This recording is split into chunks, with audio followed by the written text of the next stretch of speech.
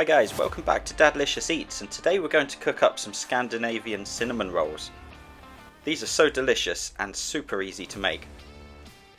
Right, so on to the ingredients. We need 250 grams of bread flour, 250 grams of plain flour, 4 tablespoons of sugar, 2 eggs, some salt, a teaspoon of yeast, 100 grams of butter and 200 milliliters of milk.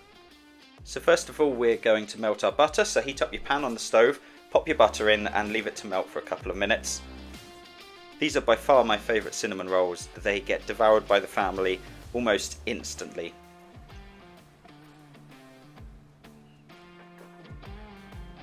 Great, so once all of your butter has melted you need to turn that off, and we're going to pop in our milk and our salt and just incorporate that all together.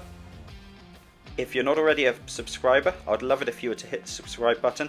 I've got a ton of family friendly recipes that I'd love to share with you. So once that's all incorporated, we're going to pop that off to cool, and we're going to start with our dry ingredients. So we're going to pop in our 2 flours,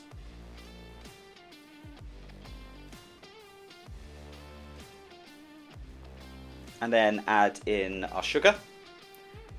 So there's only 4 tablespoons of sugar in here. You can probably tweak that if you like it a bit sweeter or a little less sweet. And then we're going to pop in our dried yeast. We give our dry ingredients a little mix around, and then we're going to crack our eggs and drop them in as well. This is such a great recipe for the children to get involved in. They love weighing out various ingredients, they love mixing it around, and you manage to get your hands stuck in and a little bit messy at the end as well. Next up we're going to pop our melted butter mixture back into the bowl, and then we're going to mix everything up. So I'm using a kitchen mixer. If you don't have one of these, that's no problem. I would start off by using a spoon at first and then get your hands in there and get it really worked in nicely together.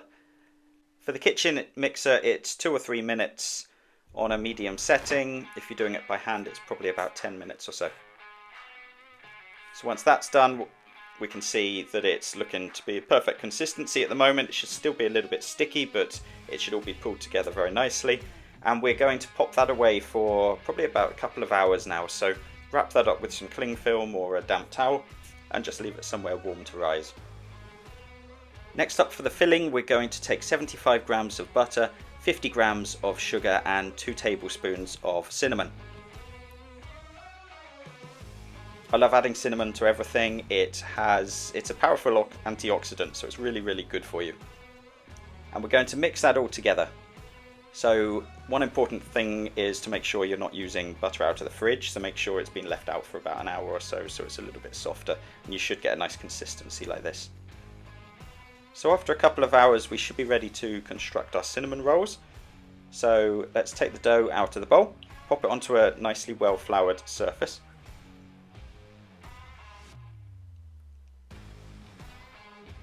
Put all the small bits out, and we're going to shape that into a nice rectangle. So either use a rolling pin. I prefer I find it's just easier to use your hands and get a rough rectangle shape.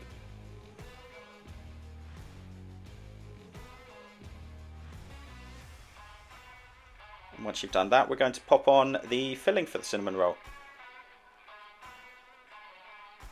So this can be a little bit messy, so it's good for the children, but make sure you try and spread it out fairly evenly throughout the dough.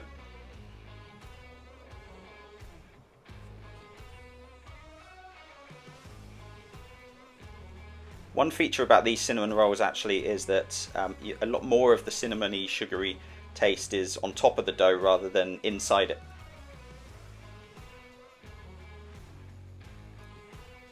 And then we're going to roll up the dough. So this is where it's going to make the nice spiral shape.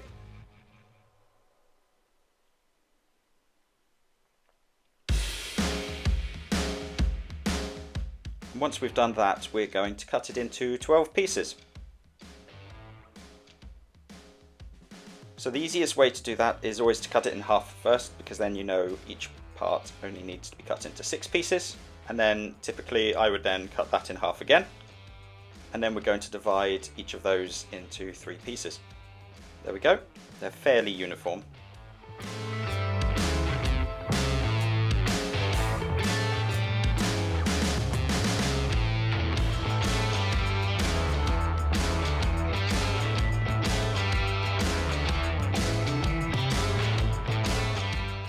So it's time to pop them into a tray to rise again. So because you've got 12 of them, you essentially want 3 rows of 4. So always leave a little bit of a gap between each one, because they are going to expand both when they're in for the second rise and when they're in the oven as well.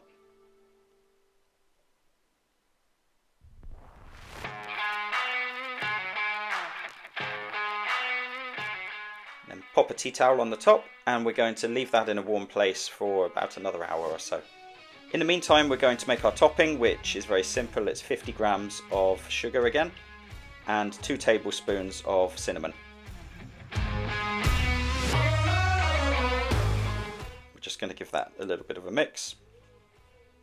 So this might seem like a lot of topping, but it goes on really well. It's going to caramelize all over the cinnamon rolls, so definitely don't skimp on this. So after another hour, our rolls have risen slightly, so then we're going to pop on the topping. So first of all, we're just going to glaze it with an egg so that A, the topping sticks, and B, we get a nice shine on them as well. So we're just going to spread that on with a pastry brush. Now you won't be using all of the egg, you could probably just use the rest of it to make up some scrambled eggs for breakfast. So that's looking good. Once that's done, we're going to pop on all of the topping. So don't worry about too much about being neat with this. As I said, it's going to caramelize, so what you'll find as it's cooking, it's all going to run down the sides, nicely melt together and come out all crunchy and delicious. Pop that into the oven at 180 for 25 minutes or so. And when we take that, that is going to look absolutely delicious. There we go. Look, you can see the caramelization going on below the buns. And that's it for these buns. Absolutely delicious on their own, or pop some butter on them. Make sure you eat them whilst warm. It's absolutely delicious. The family will demolish these instantly, I guarantee you. I hope you found this video really helpful. I'd love to hear from you. I'd love it if you were to write a comment if you've made them, if you think they could be improved in any way, if you've got any feedback. It would really help me if you were to give this video a like. I'd love it if you were to become a subscriber so I could share more of my recipes with you.